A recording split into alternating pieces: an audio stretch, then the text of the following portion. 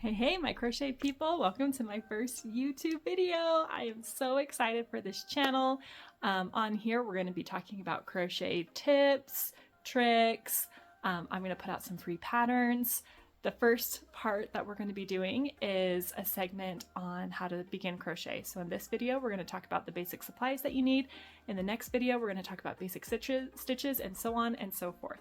So stay tuned for all that. And if you like what you see, hit the like button. If you want to see more, hit subscribe. If you want to be the first one to see it, then hit the notification bell. If you want to share it with your friends, go ahead and share it.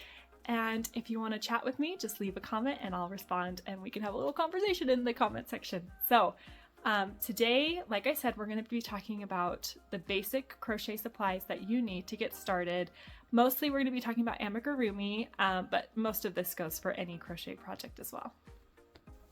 Okay, the first supply that we need is pretty obvious, and that is yarn. So I'm going to talk about a couple different yarns today. There are so many to choose from, so I'm just going to talk about some of my favorites and what I would recommend for beginners. So if you're very beginning, have never crocheted before, I would recommend a cotton yarn.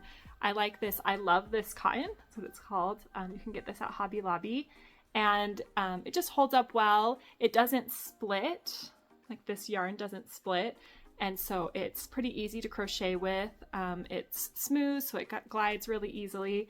And so this is what I would recommend if you're just starting out for beginners. And then if you want to go more into like making plushies with amigurumi or even just really soft blankets, I really like the Parfait Chunky, the Premier Parfait Chunky. This is what I use probably 90% of the time. I love this yarn. It's pretty thin. And so it makes my projects not huge in size, but I feel like they're a good size. It's very soft, and it does shed a little bit, but not as bad as some other ones. And I find that this is one of the only chenille yarns that I can sew with, and it won't break too much. Sometimes it does, but this one is a great one. And then one that I've been using more recently is the Loops and Threads Chenille Home Slim. You can get this at Michael's. And it's very similar to the Parfait Chunky. It's just a little bit thicker.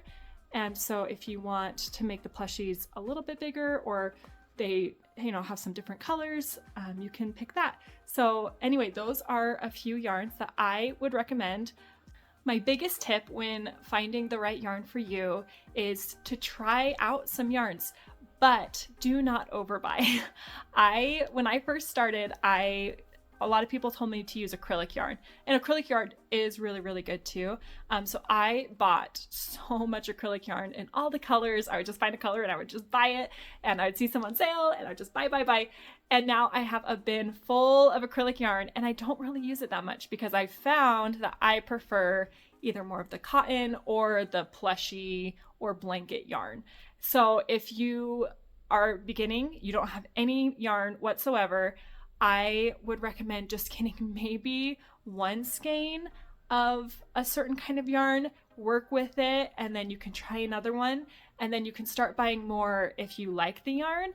But I wouldn't overbuy initially because you're going to be left with bins and bins of yarn that you may never use. So that's my tip when buying your yarn. The next obvious supply that you will need for crochet is a crochet hook. There are so many different hooks out there. I prefer ones that have a soft handle like this. I've never had like hand pain from this. I've tried like the all metal ones, and it hurts my fingers when I crochet. So I like to use one with the soft grip. And there are so many different kinds out there. I know that there's some big brands that are a little bit more expensive.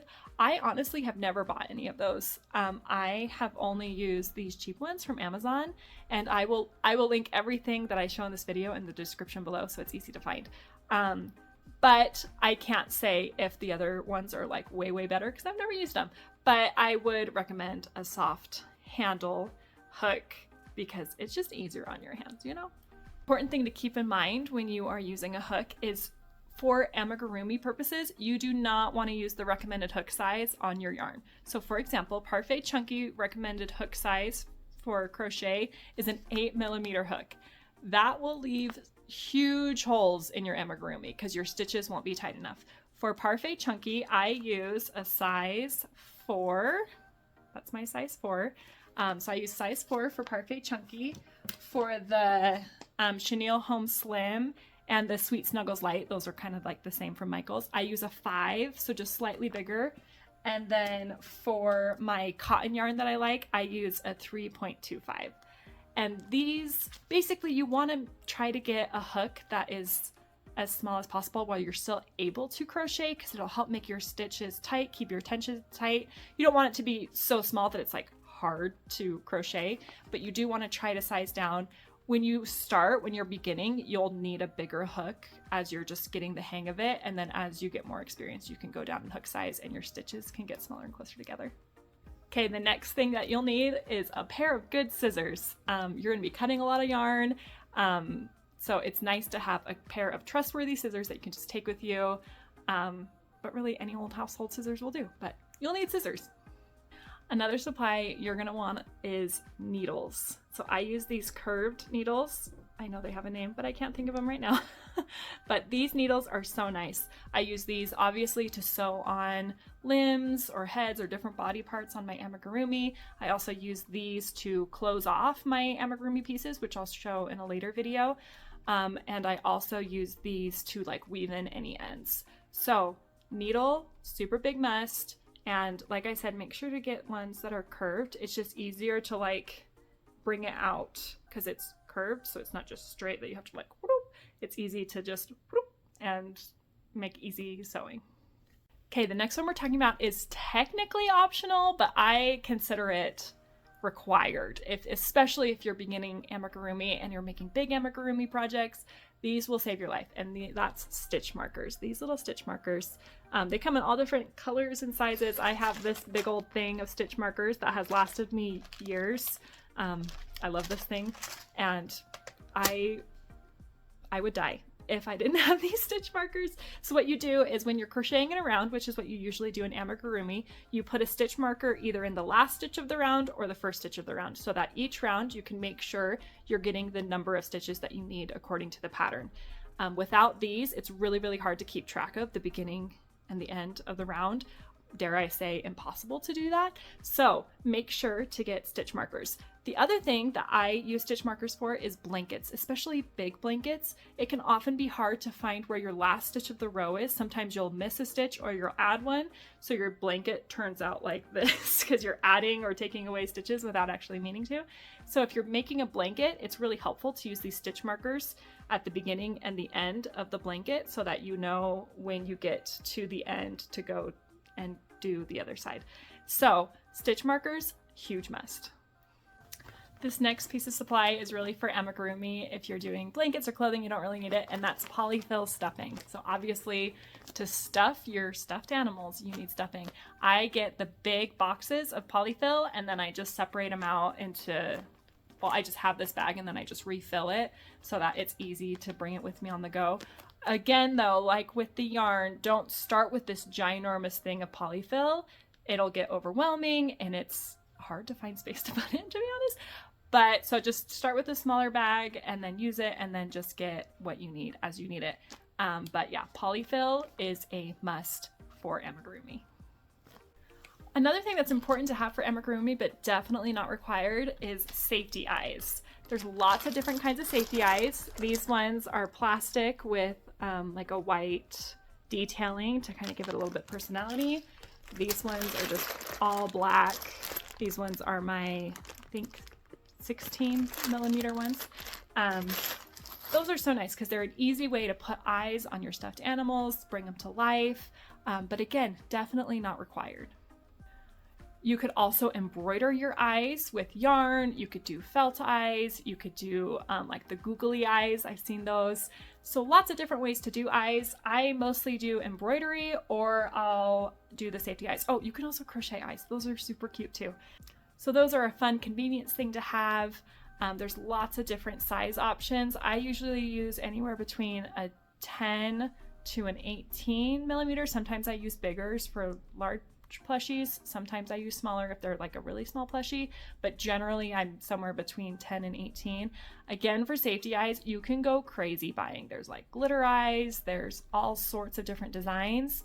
So I would recommend trying to find the average size that you usually use. Like for me, I use a lot of 12, 14, and 16, and then I buy different safety eyes within those sizes. When I first started out, I bought a big package that had like a whole bunch of safety eyes, but they only went to 12. And I found that I'm not using a lot of them because they're too small and they look funny on my amigurumis. So try to find, before buying a bunch, try to find what size you like and what you prefer, and then you can buy a lot of options within that size.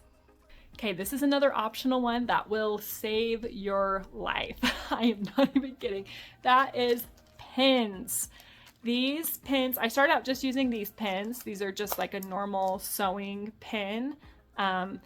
These are so nice if you're working on a smaller crochet project to hold the limbs together as you sew so that you can get the placement right. You can kind of play with it and then just put the pins in and then sew, so you don't have to redo any sewing, because if you put it in the wrong place, you have to redo it and it's annoying. So these pins are great. I also use these pins to help with my eye placement when I embroider. So I'll kind of map out where I'm going to be putting the eye with the pins so I can get a visual to make sure it looks good before I actually start embroidering it. So these metal pins are super, super helpful for that. I also use these hair pins, which is funny, but these ones, if you're using plush yarn and you're sewing limbs on plush yarn, honestly, those little metal ones aren't going to do anything.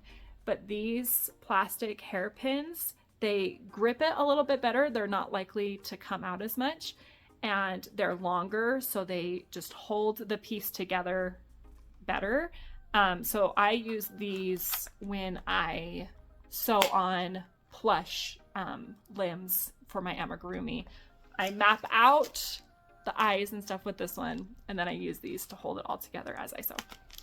So that's kind of it for the main supplies. Again, not all of those are required. Really, the only things that you need to get started for any crochet project is yarn, crochet hook, and you'll need some scissors, but I mean, we all kind of have those on hand. Those are really the only things you have to have. Everything else is just a really nice helper for that, and just find what works for you and get what you need. I'm now going to move into honorable mentions, that things that I love, that I use every day, but you definitely are more of a luxury item and you don't really need it, but they're still fun. This one, you will find if you start your crochet journey, it becomes an addiction, and then all you want to do is crochet and you want to bring it with you everywhere. So I have this like carry case for my crochet.